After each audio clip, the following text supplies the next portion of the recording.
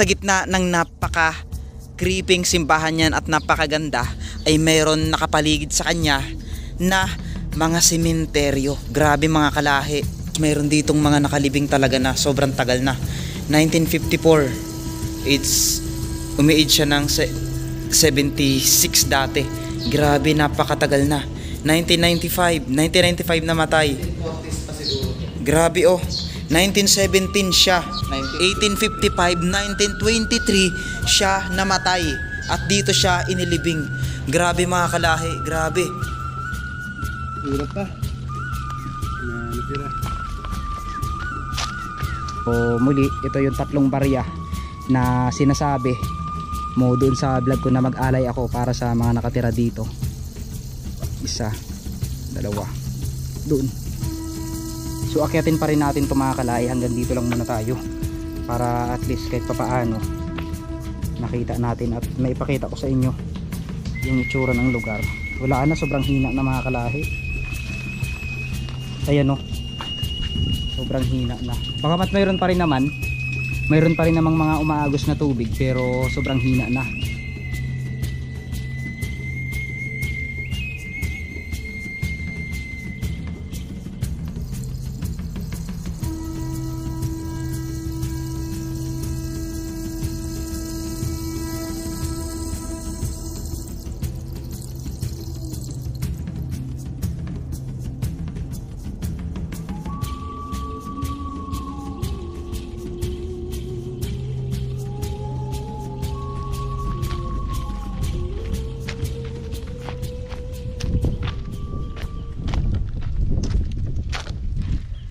Ayan, kamusta kayo mga kalahi? Panibagong araw, panibagong adventure na naman ang i-explore natin sa episode na ito. So last episode natin ay nakita nyo sobrang lakas ng ulan doon sa Devil's Mountain. Kaya sinulit na rin natin yung pagkakataon na balikan yung mga magagandang falls dito na dati sobrang tuyo. Ewan ko lang ngayon, after a long months ay ano na kaya ang itsura nya. May tubig pa kaya dahil sobrang lakas ng ulan. So sana maabutan natin ang isang falls dito na malakas pa rin ang tubig. At ito na nga, back to reality tayo dahil mag-explore ulit tayo sa ganito kagagandang lugar. Sana ay samahan nyo kami sa pag-explore ng magandang tanawin dito sa Mindoro. So muli, ako nga pala si Mr. Kalahi at ayan, ano yun? Parang may ingay no? Yung bumabagsak. Kasama pala natin si Umang. Yan, si Umang. Siya ulit yung kasama natin kasi nung mga nakaraang buwan ay naging busy sila sa trabaho. So ngayon ay nagbakasyon sila dahil alam nyo naman, butuhan na naman. So tara, samahan nyo kaming pasukin, libutin at explorein ang isang falls na matatagpuan dito, no? So hindi na namin bigyan ng exact location to para at least mapangalagaan natin sa ibang turista, no, na pupunta dito. So ang kwento ng lugar na ito ay napaka misteryoso, kumbaga napaka kakaiba. Kumbaga hindi mo basta basta maipagkaila na sa gantong lugar pala ay mayroon ding mga kwento na nakatago. So ilang buwan na rin ang nakalipas simula nung pabalik-balik ako dito sa lugar na ito, at huli ko na lang na balitaan na ang lugar pala na ito dati ay pinagkampuhan daw di umano ng mga sinaunang tao, at dito rin sila nanirahan noong unang panahon. At sabi nila, ayon sa kwentong bayan na nakahalap natin kila tatay, ay mayroon daw ditong mga malalaking ahas na naging bato. Yun yung kwento dito. At madalas din daw tuwing tanghali dito noong araw ay may mga boses at mga kaluskos silang mga naririnig na hindi rin maipaliwanag. So ito ngayon yung main purpose natin mga kalahi, kung totoo nga ba na mayroon talaga doon. So hindi tayo paranormal expert o paranormal investigator. Kumbaga pupuntahan lang natin to at sana maselayan natin. Titignan natin kung mayroon nga bang kakaiba dito sa lugar na ito. So tara, samahan nyo kami. Muli, let's G!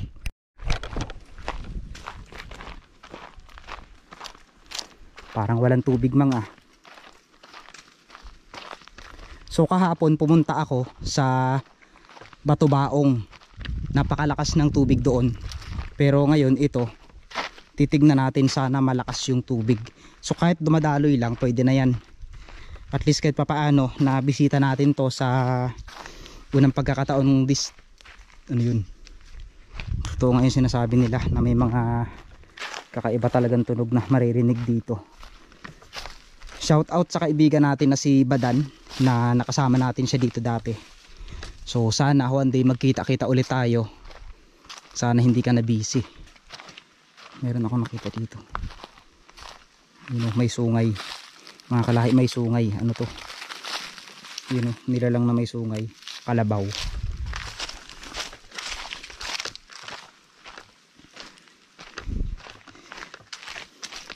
Pero napaka-imposible. Sobrang lakas ng ulan kahapon. Hindi lang naman ito na agusan ng kahit kunting tubig. Napaka-creepy. Parang walang tubig, Mang. No? Ayun, may mga tao. Ayun, nagkatubig din. Nagkatubig din. Konti. May mga tao. May mga naligo. Ay, ayun. Inagusan din siguro to kahapon, no? Ang lakas ng tubig din. Tignan nyo mga kalahi. May mga nakatira dito sa lugar na ito, o yan o, sa area. Hi! Nahiya yung bata. Nahiya yung bata na yung pinuntahan natin. Nandun sila sa taas. Wow! Ito na siya ngayon. So ibig sabihin kahapon lumakas din dito ang tubig. Ayan o. Ito na siya ngayon. Wala na, ang creepy na. Ayan. May mga kumakalusos dito. Bakit hindi siya lumakas kahapon? Sayang naman. Ayan o. Dating malinaw. Yung dating malinaw, ngayon wala na. Abandonado na siya. Wala na oh. So akyatin pa rin natin itong mga kalay. Hanggang dito lang muna tayo. Para at least kahit papaano nakita natin at maipakita ko sa inyo yung itsura ng lugar. Wala na, sobrang hina na mga kalahi. Ayan oh. Sobrang hina na. Bagamat mayroon pa rin naman. Mayroon pa rin namang mga umaagos na tubig. Pero sobrang hina na. At sigurado marumi na siya. Marumi na tumang, no? Dapat dito ano yung lumakas ulit ang tubig. Sayang. Hindi natin nasilayan ulit. Grabe oh, tignan nyo. Ang ganda pa naman sana. So isa rin ito sa ipinagmamalaki din sana ng Mindoro kung sakaling maayos.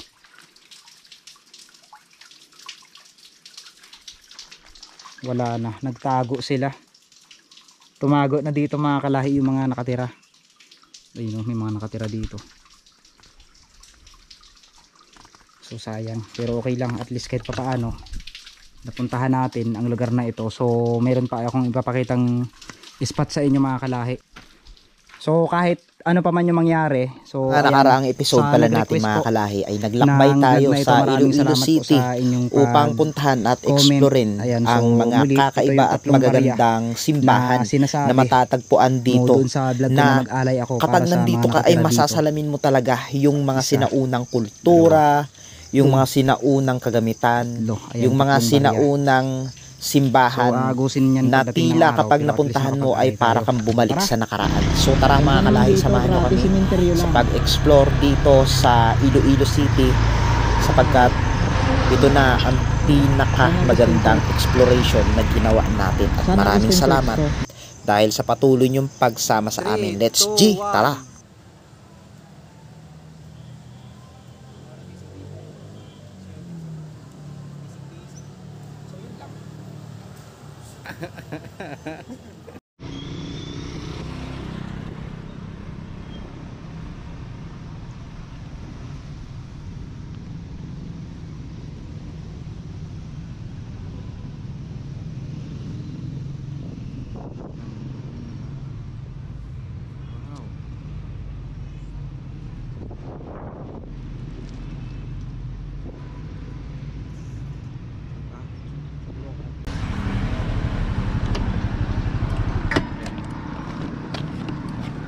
Ganda.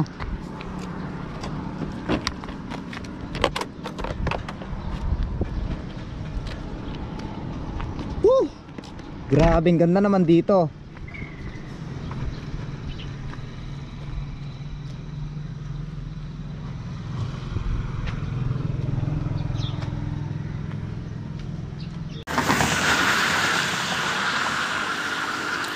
Good morning mga kalahi, panibagong araw, panibagong adventure na naman ang i-explore natin sa episode na ito. So nandito tayo sa isang sementeryo sa San Agustin Church ng Iloilo. Grabe pre, ang creepy. So ngayon kasama natin si Mr. Mendoreñong Mangyan dahil nadaanan lang natin itong kakaibang sementeryo nila dito. So can you imagine, nasa gitna ng napaka creeping simbahan yan at napakaganda ay mayroon nakapaligid sa kanya na mga sementeryo. Grabe mga kalahi, kakaiba. So hindi natin alam kung ilang taon na itong San Agustin Church na ito. Grabe. So sa mga taga Iloilo, alam kong nakapunta na kayo dito at nakarating na. So anong tawag sa inyo ng lugar na ito? Grabe, kakaiba talaga at hindi mo masasabing simpleng lugar lang dahil kakaiba, napakaganda talaga dito. Palan tayo dito, nararamdaman ko na kaagad yung kakaibang pakiramdam na hindi ko maipaliwanag. Basta ang creepy. So eto siya. Napansin ko dito sa church na ito ay sobrang daming mga sementeryo na may mga santo. Ayan oh, may mga santo. Grabe. Iikutin natin pero papasukin muna natin ang loob na to. Kailangan muna nating pasukin tong loob na to. Ayan si Mr. Mendoreño. Grabe no, kakaiba dito no. Wow. So pwede kayang pasukin to? Tabi-tabi lang po. Oh my goodness. May mga naka libing dito. Tabi-tabi lang po. Grabe, ang creepy mga kalahi. Wow. Look at that. Pang sinauna talaga. Kakaiba. Tapos mayroon ditong mga nakalibing talaga na sobrang tagal na. 1954. Umi-age siya ng 76 dati. Grabe, napakatagal na. 1995 namatay. 1940s pa siguro to. Grabe oh. 1917 siya ipinanganak, tapos 1974 siya ibinurol dito. Sino to? 1923. Grabe oh. Pedro Sigag Y Saragena. Grabe oh. 1855, 1923 siya namatay at dito siya inilibing. Grabe mga kalahi, grabe. So kung darating kayo na pupunta kayo dito sa Iloilo ay huwag niyong kalimutang daanan itong napakagandang lugar na ito. So marami pa tayong pupuntahan mga kalahi sapagkat mayroon pa tayong mga ilang simbahan na i-explore, pero ito talaga yung kakaiba. So tara, patuloy tayo at samahan nyo kami sa paglalakbay kasama si Mr. Mendoreño sa paglibot sa Iloilo. Ayan mga kalahi, kung kanina ay nakarating tayo sa Miagao Church na kung saan makikita natin doon isang napakagandang simbahan, ay dito naman natin makikita ngayon sa Guimbal, Iloilo ang isang napakalumang simbahan. Ngunit kung makikita mo ito ng personal, talagang mamamangha ka dahil hindi mo akalain na may ganito pa palang simbahan sa panahon ngayon. Bagamat makikita lang natin ito sa lugar ng Kabikulan, pero dito nyo makikita sa Iloilo ang napakadaming simbahang talagang masasabi mong matanda pa sa atin. Kumbaga, ito talaga yung patunay na may nag-i-exist sa panahon ngayon. Dahil kung makikita nyo, ito, estimated ko lang, siguro inaabot ito ng almost 100 years na mahigit. Grabe. Tignan nyo naman, ibang klase mga kalahi, diba? So, kakaibang pangyayari ang naganap noon. Maraming digmaan ang mga dito tinapon dito sa ating bansa. Pero ngayon ay ayan, talagang tignan nyo naman, Ark, nakatayo pa rin Noah's ang mga Ark. Ay, wow. lumang Pwede simbahan nating pasukin yun. na matatagpuan dito sa Iloilo. So sa pagpapatuloy ng ating vlog ay tara, samahan nyo kami at libutin pa yung ibang kakaibang simbahan dito na matatagpuan sa Iloilo. Let's G! Wow, look at that! So ibig sabihin, kung nasa Lokban, Quezon ay mayroon tayong nakikitang mga kay Adan at si Eva, ibig sabihin dito sila itinapon sa Hardin ng Eden. Ay, ito pa yung Hardin ng Eden, dito sila tinapon.